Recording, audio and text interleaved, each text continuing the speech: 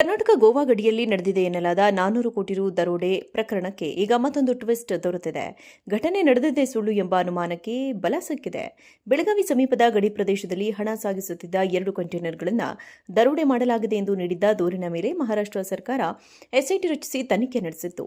ಸುಮಾರು 1 ತಿಂಗಳ ಕಾಲ ತನಿಖೆ ನಡೆಸಿದ ಎಸ್ಐಟಿ ತಂಡ ಬೆಳಗಾವಿ ಖಾನಾಪುರ ತಾಲೂಕಿನ ಚೌಲಾಘಾಟ್ ಬಳಿ ದರೋಡೆ ನಡೆದಿದೆ ಎಂಬುದಕ್ಕೆ ಯಾವುದೇ ಸಾಕ್ಷ್ಯ ಸಿಕ್ಕಿಲ್ಲ ಎಂದು ವರದಿ ಸಲ್ಲಿಸಿದೆ ಎಂದು ಮೂಲಗಳು ತಿಳಿಸಿವೆ.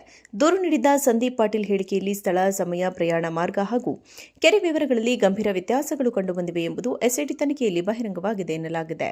ಇದರ ಆಧಾರವಾಗಿ ಚೋರ್ಲಾಘಾಟ್ನಲ್ಲಿ ಯಾವುದೇ ದರೋಡೆ ನಡೆದಿಲ್ಲ ಎಂದು ಎಸ್ಐಟಿ ಸ್ಪಷ್ಟಪಡಿಸಿದೆ. ಹೀಗಾಗಿ ಸಾಕ್ಷ್ಯಗಳ ಕೊರತೆಯಿಂದ ಪ್ರಕರಣದಲ್ಲಿ ಬಂಧಿತರಾಗಿದ್ದ ಆರೋಪಿಗಳನ್ನು ನ್ಯಾಯಾಲಯ ಇಂದು ಬಿಡುಗಡೆ ಮಾಡುವ ಸಾಧ್ಯತೆ ಇದೆ.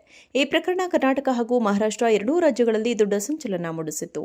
ಇದೀಗ ಸುಳ್ಳು ದೂರು ನೀಡಿದ ಆರೋಪದ ಮೇಲೆ ಸಂದೀಪ್ ಪಾಟೀಲ್ ವಿರುದ್ಧ ಕಾನೂನು ಕ್ರಮ ಕೈಗೊಳ್ಳಲು ನಾಸಿಕ್ ಪೊಲೀಸರಿಂದ ಸಿದ್ಧತೆ ಆರಂಭವಾಗಿದೆ ಎಂದು ಮೂಲಗಳು ತಿಳಿಸಿವೆ.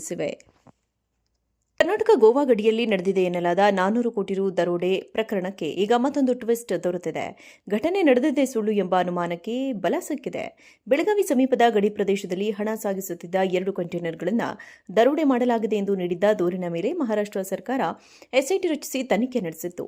ಸುಮಾರು 1 ತಿಂಗಳ ಕಾಲ ತನಿಖೆ ನಡೆಸಿದ ಎಸ್ಐಟಿ ತಂಡ ಬೆಳಗಾವಿ ಖಾನಾಪುರ ತಾಲೂಕಿನ ಚೌಲಾಘಾಟ್ ಬಳಿ ದರೋಡೆ ನಡೆದಿದೆ ಎಂಬುದಕ್ಕೆ ಯಾವುದೇ ಸಾಕ್ಷ್ಯ ಸಿಕ್ಕಿಲ್ಲ ಎಂದು ವರದಿ ಸಲ್ಲಿಸಿದೆ ಎಂದು ಮೂಲಗಳು ತಿಳಿಸಿವೆ.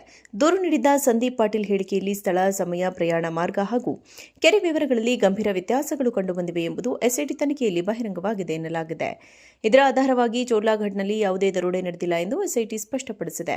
ಹೀಗಾಗಿ ಸಾಕ್ಷ್ಯಗಳ ಕೊರತೆಯಿಂದ ಪ್ರಕರಣದಲ್ಲಿ ಬಂಧಿತರಾಗಿದ್ದ ಆರೋಪಿಗಳನ್ನು ನ್ಯಾಯಾಲಯ ಇಂದು ಬಿಡುಗಡೆ ಮಾಡುವ ಸಾಧ್ಯತೆ ಇದೆ. ಈ ಪ್ರಕರಣ ಕರ್ನಾಟಕ ಹಾಗೂ ಮಹಾರಾಷ್ಟ್ರ ಎರಡೂ ರಾಜ್ಯಗಳಲ್ಲಿ ದೊಡ್ಡ ಸಂಚಲನ ಮೂಡಿಸಿತ್ತು.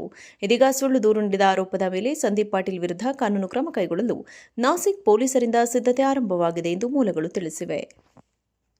ಕರ್ನಾಟಕ ಗೋವಾ ಗಡಿಯಲ್ಲಿ ನಡೆದಿದೆ ಎನ್ನಲಾದ 400 ಕೋಟಿ ರು ದರೋಡೆ ಪ್ರಕರಣಕ್ಕೆ ಈಗ ಮತ್ತೊಂದು ಟ್ವಿಸ್ಟ್ ದೊರೆತಿದೆ. ಘಟನೆ ನಡೆದಿದ್ದೇ ಸುಳ್ಳು ಎಂಬ ಅನುಮಾನಕ್ಕೆ ಬಲ ಸಿಕ್ಕಿದೆ.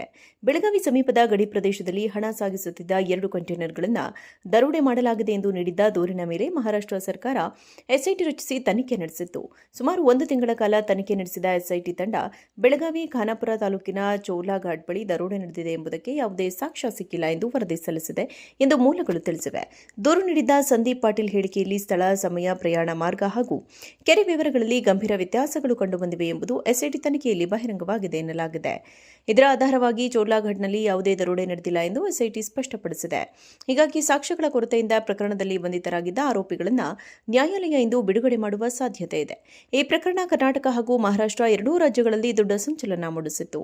ಇದೀಗ ಸುಳ್ಳು ದೂರು ನೀಡಿದ ಆರೋಪದ ಮೇಲೆ ಸಂದೀಪ್ ಪಾಟೀಲ್ ವಿರುದ್ಧ ಕಾನೂನು ಕ್ರಮ ಕೈಗೊಳ್ಳಲು ನಾಸಿಕ್ ಪೊಲೀಸರಿಂದ ಸಿದ್ಧತೆ ಆರಂಭವಾಗಿದೆ ಎಂದು ಮೂಲಗಳು ತಿಳಿಸಿವೆ.